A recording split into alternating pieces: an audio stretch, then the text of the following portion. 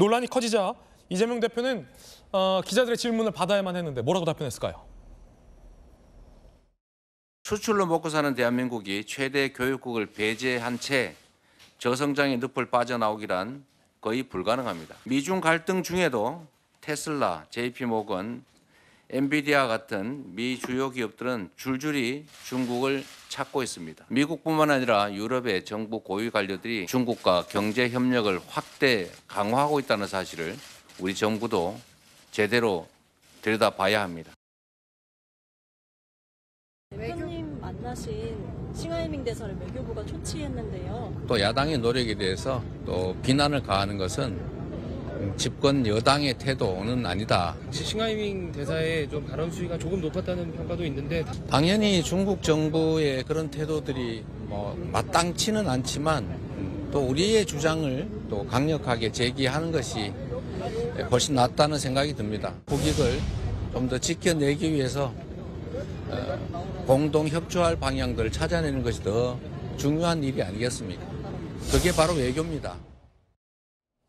이재명 대표의 발언을 더 쉽게 표현하자면 중국 정부의 저 같은 발언들은 부적절하고 마땅치 않지만 우리가 중국과 협의해야 할 사안이 더 많다, 감내해야 한다라는 취지로 들립니다. 여당에서는 즉각 모욕적이다라고 이 대표를 비판했습니다. 김기현 대표, 문 전 대통령의 굴욕적인 4대주의 DNA를 고스란히 물려받은 예고 참사다. 신원식 국민의힘 의원, 싱 대사에게 공개 사과를 하라는 최후 통첩을 하고 거부할 경우 지체없이 추방해야 한다는 얘기까지 나오고 있는 상황입니다. 민주당 내부의 여론도 엇갈리고 있습니다.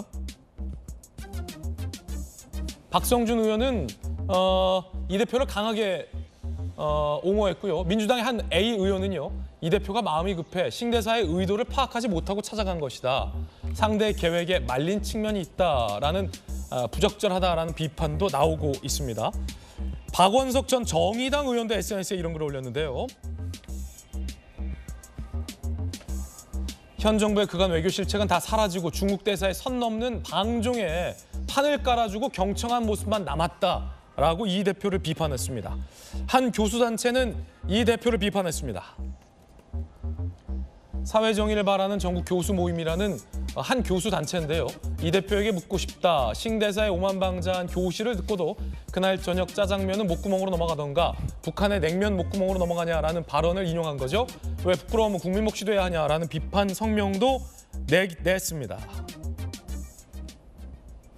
자, 여야 두 분 의견 들어보겠습니다. 박정호 의원님 어떻게 보십니까? 안타깝지만은 사실은 당분간은 받아들여야 되는 상황인 것 같아요. 우선 박원석 전 의원이 얘기한 거나 민주당 A 의원이 얘기한 거나 저는 마찬가지라고 보고 그게 옳은 판단이라고 봅니다. 그러니까 싱하이밍이 어떤 의도로 본인을 초청했는지에 대해서 아무런 생각 없이 그냥 가서 저런 굴종적인 상황을 당하고 그다음에 그 연출의 옆에 그냥 서 있는 들러리로 작용했음을 본인 스스로 인정을 해야 되는 상황인 것 같고요.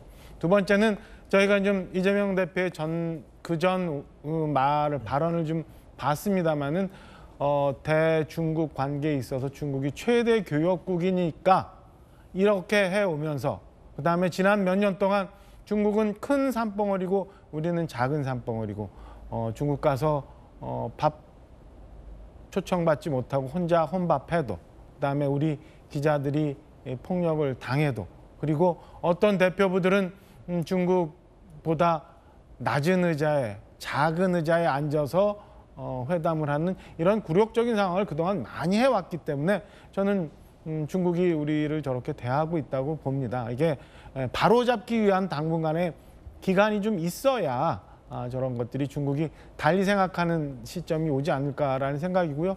그동안 있었던 무슨 산불이나 이런 것들을 한번 되돌아봐야 되는 시점이라고 봅니다. 우리가 좀 전에 절랑 외교라고 봤는데요. 저 랑이 늑대랑자거든요.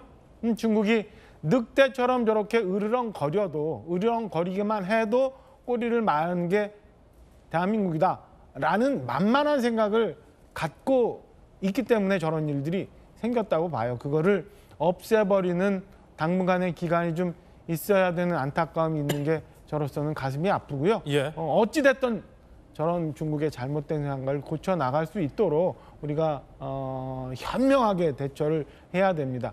큰 나라 미국을 만나는 그 어떤 아프리카의 조그만 나라의 대통령도 최소한의 긴장 관계를 유지하면서 미국 대통령을 대해요.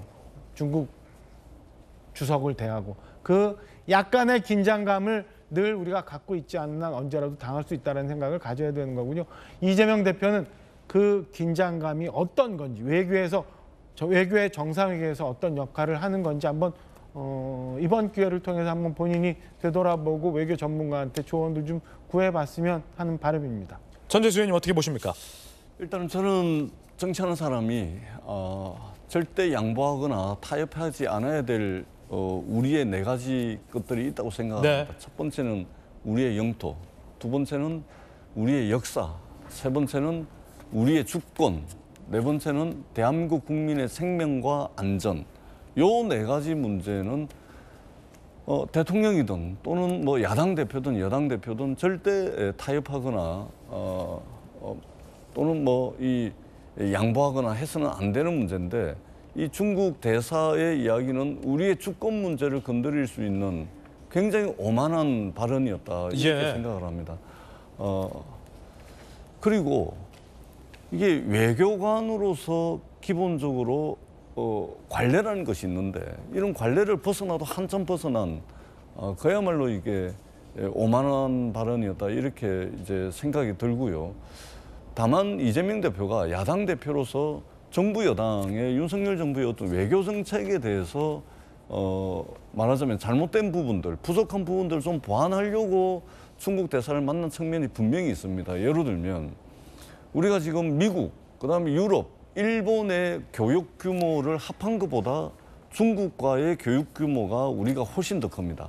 사실상 이제 대한민국 경제의 상당 부분 이제 중국과 유기적인 관계가 있는 것이죠. 특히 모든 국책 경제 연구기관에서 상반기는 우리 경제가 어렵고 하반기는 경제가 풀릴 것이다라고 이야기했던 우리 재정경제부도 우리 기획재정부도 마찬가지입니다. 그렇게 이야기했던 근거 중에 가장 큰 것이 중국의 리오프닝이었습니다. 중국이 새롭게 경제를 재개를 하면 상반기는 좀 어렵더라도 하반기에는 중국이 새롭게 경제를 재개하는 그것 때문에 그 리오프닝 때문에 하반기에는 경제가 나아질 것이다. 이런 이제 전망들을 기재부도 하지 않았습니까? 그런 측면에서 국익 중심의 어떤 실용 외교 이런 것을 해야 되는데 지금 너무 미국 편향적인 외교를 하고 있다라는 측면을 좀 부각을 하고 싶었는데 오히려 선을 넘는 외교관으로서 부적절한 처신, 주권 침해에 해당될 수 있는 이런 발언이 오히려 두드러지다 보니까 이재명 대표도 소기의 성과를 거두지 못했고 특히 중국 대사 같은 경우는 아예 작정을 하고 나와가지고 저런 발언을 하려고 작정을 한 것 같은데 중국에 조금 좀 이제 좀 말려든 측면이 없지 않아 좀 있어 보입니다. 조금 좀 준비라든지 좀 꼼꼼하게 이런 것들을 좀 판단하지 못한 부분이 있지 않았나 이렇게 생각을 합니다.